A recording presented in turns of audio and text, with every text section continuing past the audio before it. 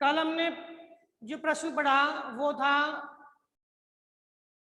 बड़े पैमाने के उद्योगों की विशेषता बताइए।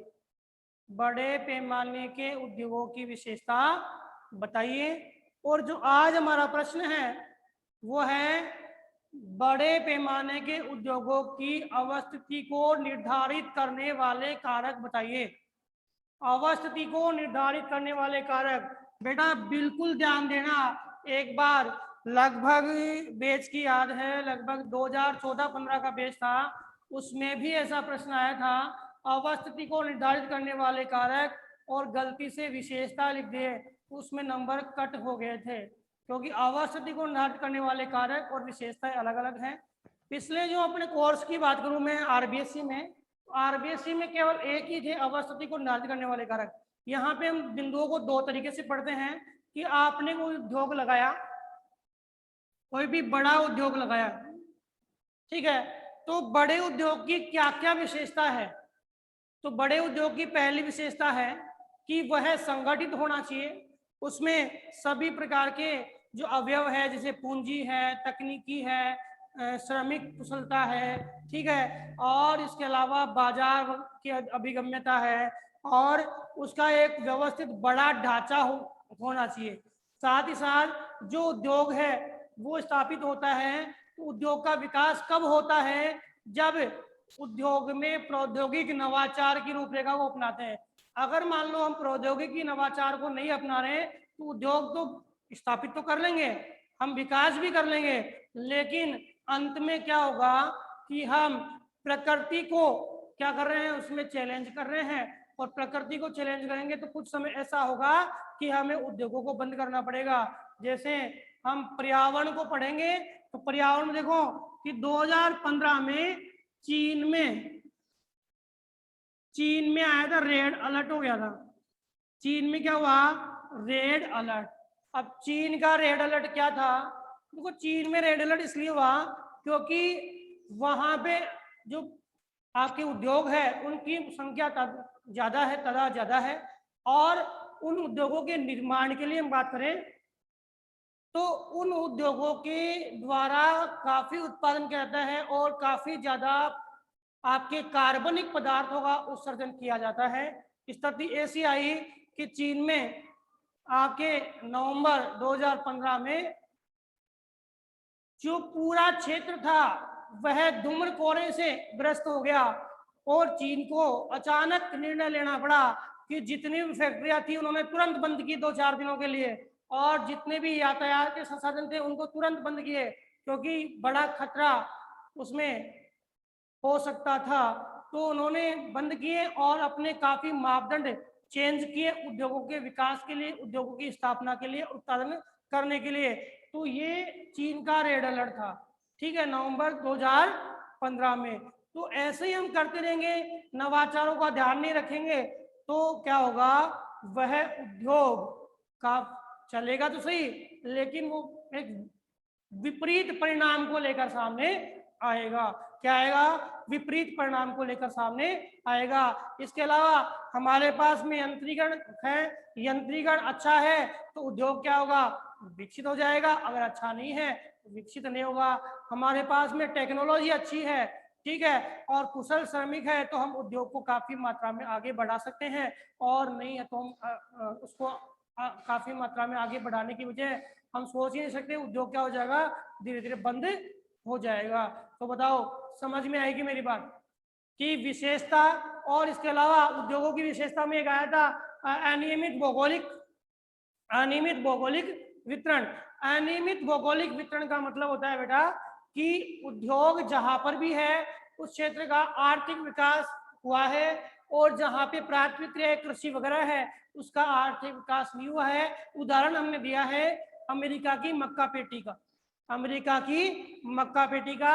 अमेरिका की जो मक्का पेटी है उस अमेरिका की मक्का पेटी में लगभग काफी बड़ा एरिया है जिसमें मक्का उत्पादन करेंगे, और उससे भी बहुत छोटे एरिया में अगर हम उद्योग लगाएंगे तो हमें जो आर्थिक लाभ होगा उस छोटे एरिया से होगा, किससे होगा, उद्योग से होगा, और उससे मक्का पेटी से हमें लाभ उसकी तुलना में क्या होगा, बहुत कम होगा। तो पूरे विश्व में उद्योगों का जो वितरण है वो अनियमित है। अगर सब जगह उद्योग हो जाए तो भी वो चल नहीं पाएंगे, क्योंकि उनके लिए रॉ मटेरियल चाहिए, चाहिए नहीं चाहिए भाई, कच्चा माल चाहिए नहीं चाहिए। तो ये थी उसकी विशेषता। अब हम बात करेंगे किसकी, हमारा जो दूसरा प्रश्न है, 4 नंबर के प्रश्न आएंगे, बिल्कुल ध्यान रखना। क्या विनिर्माण उद्योगों की अवस्थिति को निर्धारित करने वाले कारक लिखिए।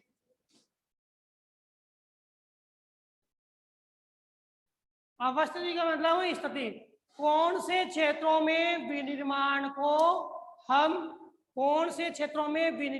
हम लागू करें, या सॉरी कौन से क्षेत्रों में उद्योग को स्थापित करें। एक मिनट देखिए, विनिर्माण उद्योगों की अवस्थिति को निर्धारित करने वाले कारक, तो सबसे पहले हमें कोई भी उद्योग स्थापित करना है तो स्थापित करने के लिए सबसे पहले सबसे महत्वपूर्ण आवश्यकता है कच्चे माल के स्रोतों की।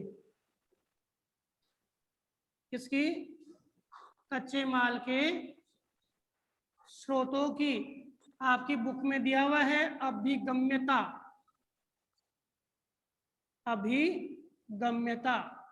अभिगम्यता का मतलब है आसान पहुंच।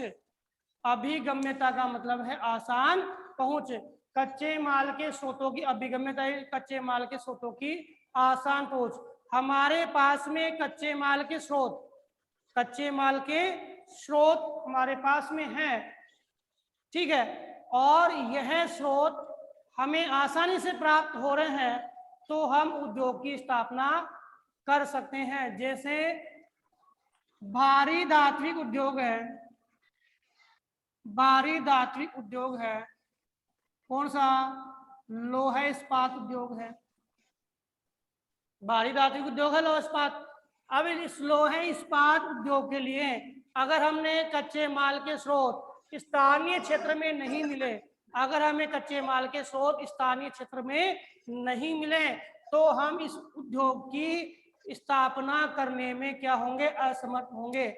और किसी भी क्षेत्र में, अब आप कहो कि हम तो ऐसा उद्योग स्थापित करें जिसके कच्चे माल के स्रोत यहाँ पर नहीं है, लेकिन यह तभी संभव हो सकता है जब वह उद्योग भारी धात्विक नहीं है। जैसे हमने सूती वस्त्र उद्योग की बात की, आप कहोगे साहब ये तो उदाहरण है कि हम कर सकते हैं दूसरी जगह भी। तो सूती वस्त्र उद्योग है, ये उद्योग न तो भारहास वाला है, न तो इसमें कोई कमी होती है।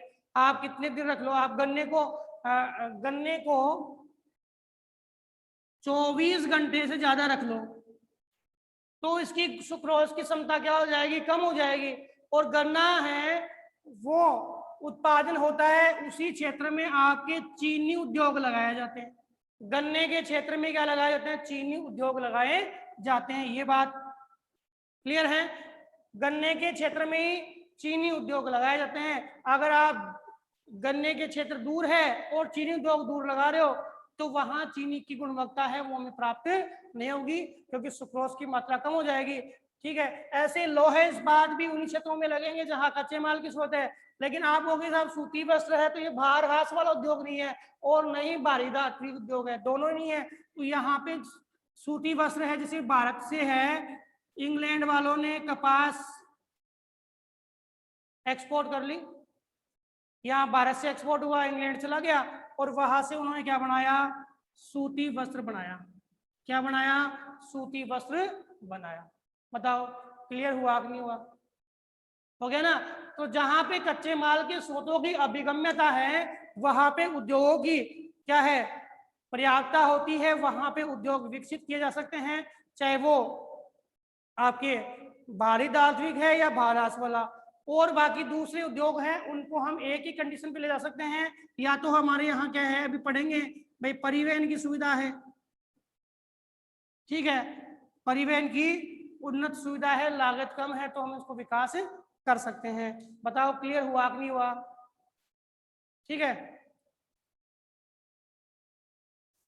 एक मिनट, देखिए ये कोई मिस्टेक ही है।